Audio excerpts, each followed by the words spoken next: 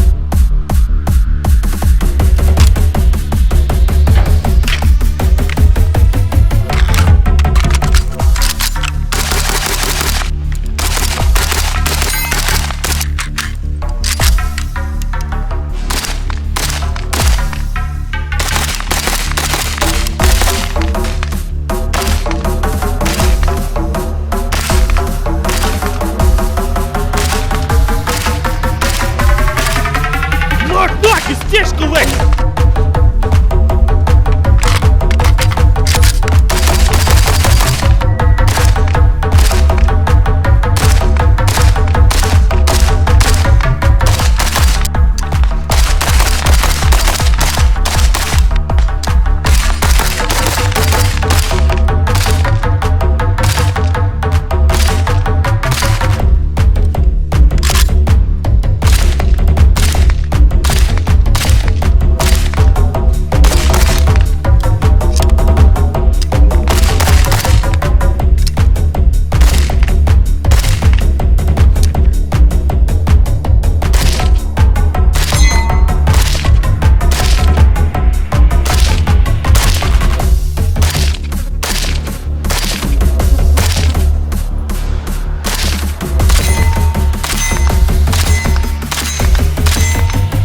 кулак! Здесь кулак!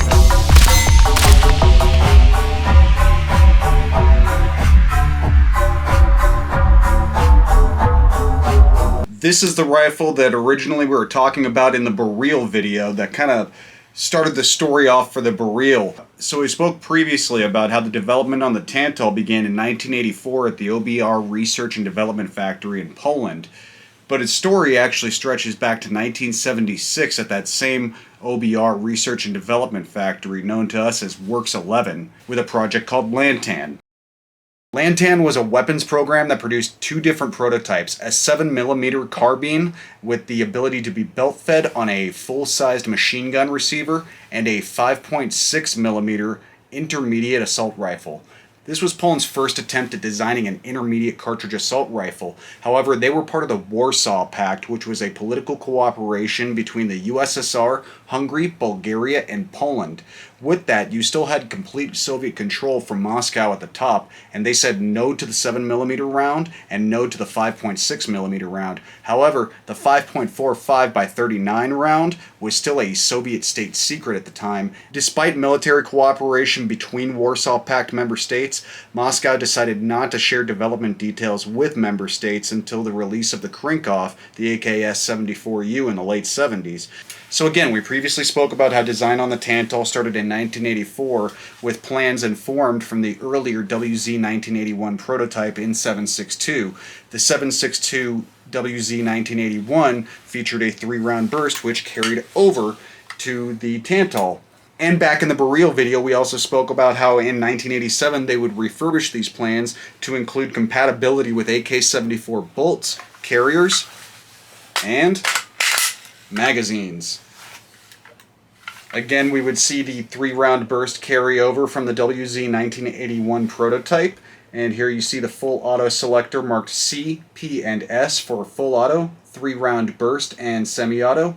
And on the American imports, the full auto selector has been repurposed into a secondary safety. It's very nice. While the official production years of the Tantal would be 1988 to 1994, its military use in Poland would stretch far past the introduction of the Baril to 2005, when it would be stored and then eventually sold off to importers such as Century Arms, Intra Arms, James River Armory, and other militaries such as Iraq, where it would end up in Syria, and many of them would be captured by the Kurdistan Workers' Party, better known as the PKK, an anarchist movement that currently occupies an autonomous zone in Rojava. Now let's take a look at the rifle. Here's the wire stock we talked about that was copied from the East German KMS-72.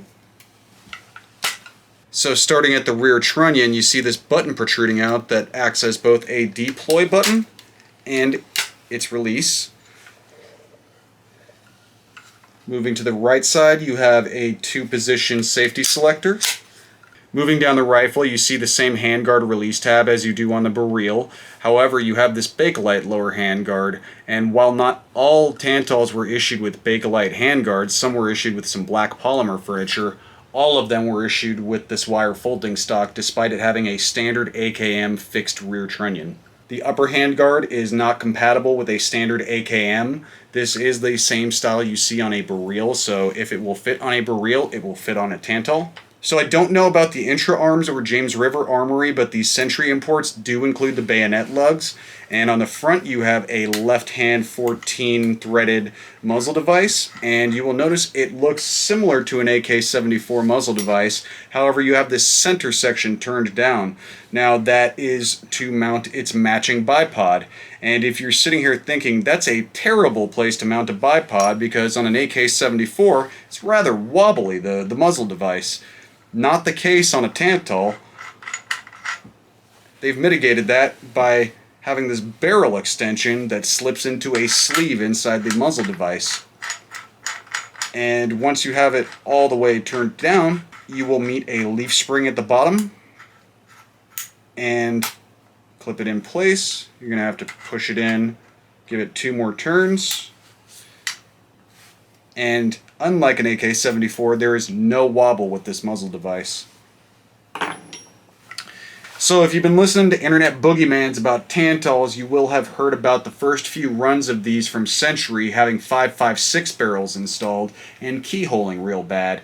Well, I hate to tell you, but internet boogeymans was telling the truth this time. Unfortunately, that was true. And lucky for me, I have serial number 3 from the run that got 5.45 barrels, and I can definitely confirm these are straight as a laser. So you'll notice this rifle is rather shiny. When I received it, it was gold. And I'm not talking about like anodized gold, I'm talking about Home Depot gold. And I could tell it had a couple different coats because there was paint gummed up in the rails, but the carrier and op rod had also been spray painted and had no wear on them, so someone had thought this was a good idea to do this twice at least. Now this Bakelite mag is not Polish, if you'll notice the triangle down there.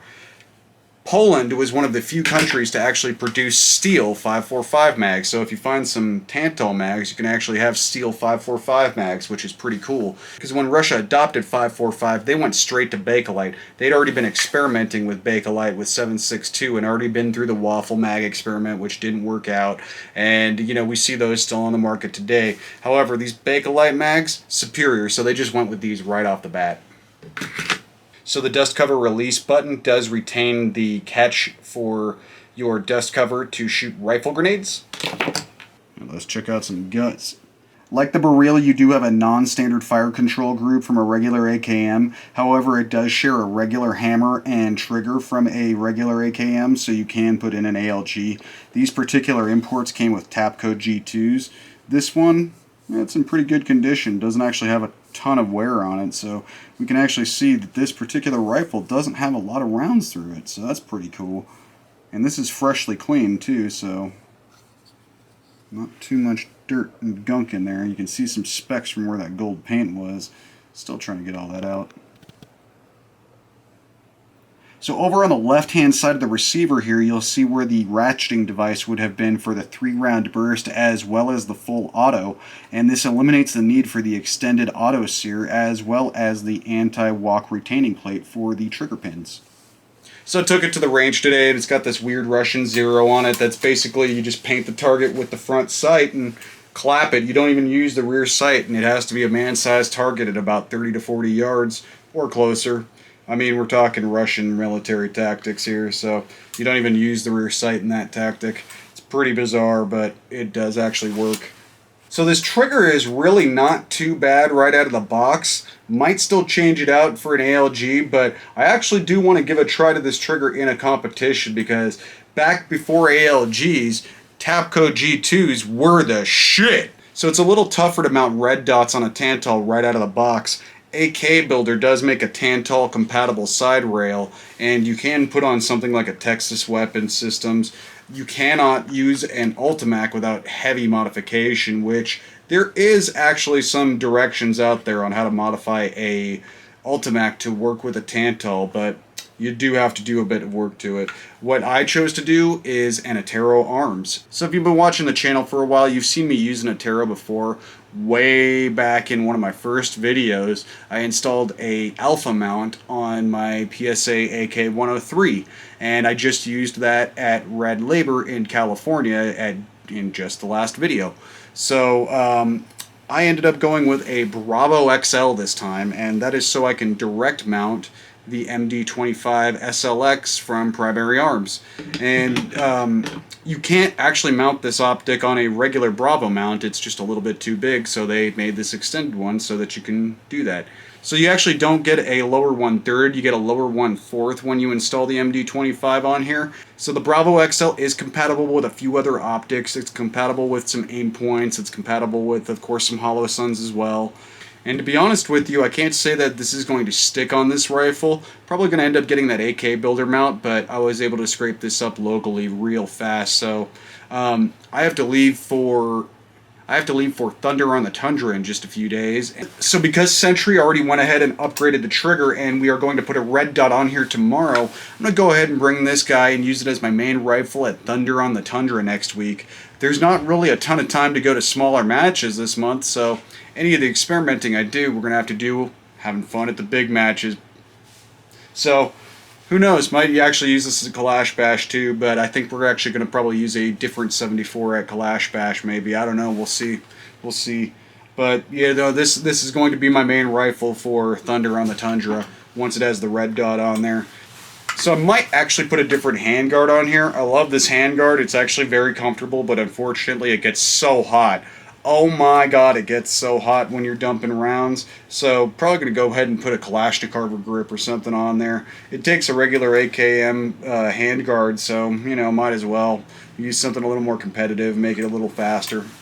It's a lot of rifle to pull in and out and spear, so, you know, might as well take every advantage you can get. It's not like it's California where I gotta... Oh, yeah, that's how it was.